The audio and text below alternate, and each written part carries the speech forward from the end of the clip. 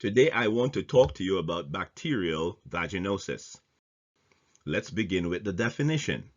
Bacterial vaginosis is a vaginal infection that is not really considered a sexually transmitted disease.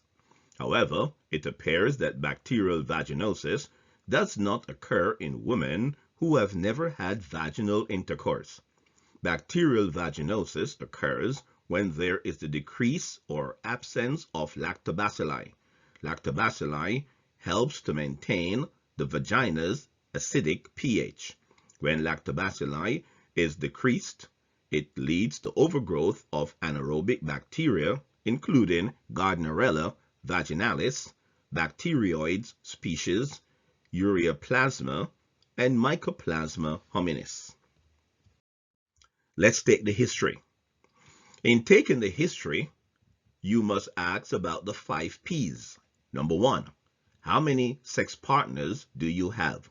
Number 2, what is your sexual practice, namely vaginal, anal, or oral? Number 3, do you have any pregnancy prevention methods?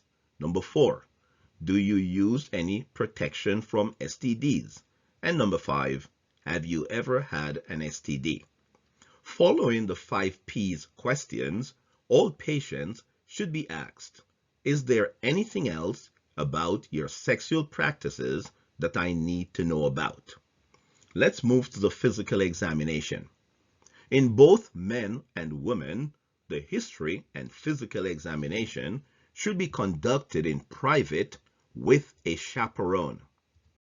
Even though over 50% of women with bacterial vaginosis are asymptomatic, women presenting to the ED with bacterial vaginosis will most likely present with a thin, grayish-white, homogeneous vaginal discharge, often described as having a fishy smell.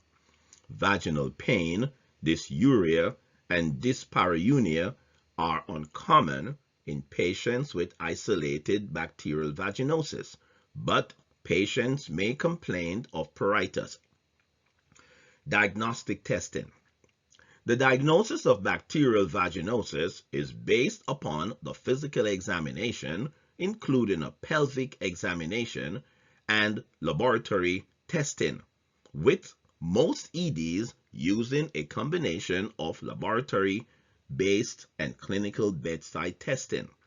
A specimen from the lateral vaginal wall and the posterior fornix should be obtained during the pelvic speculum examination. The most widely accepted clinical criteria for diagnosing bacterial vaginosis are the Amsel criteria. The clinical diagnosis of bacterial vaginosis requires that 3 of the following Amsel criteria be met. Number 1, a thin, milky, homogeneous vaginal discharge. Number 2, the release of a fishy odor before or after the addition of 10% potassium hydroxide to the vaginal fluid sample. Number 3, a vaginal pH greater than 4.5, which is most sensitive. And number 4, the presence of clue cells in the vaginal fluid, which is most specific. The use of Amsel criteria for the diagnosis of bacterial vaginosis is 90% sensitive and 77% specific. The presence of clue cells is the single most reliable predictor of bacterial vaginosis. The diagnosis can be made based on clinical examination of the characteristic vaginal discharge alone.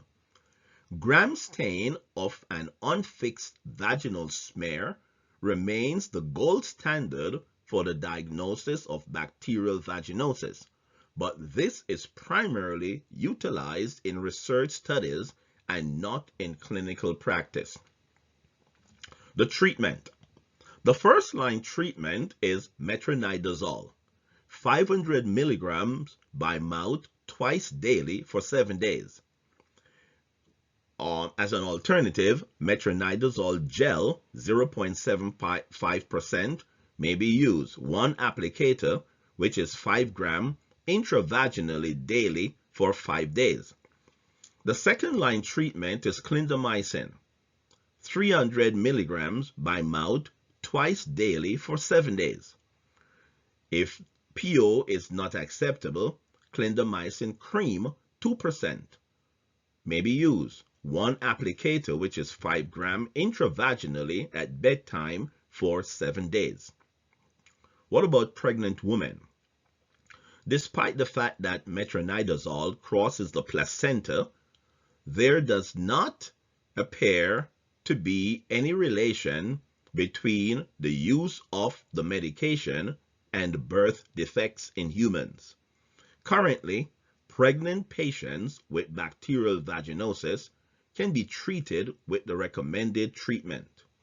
All pregnant women who are treated should be evaluated for test of cure 1 month after completion of the treatment.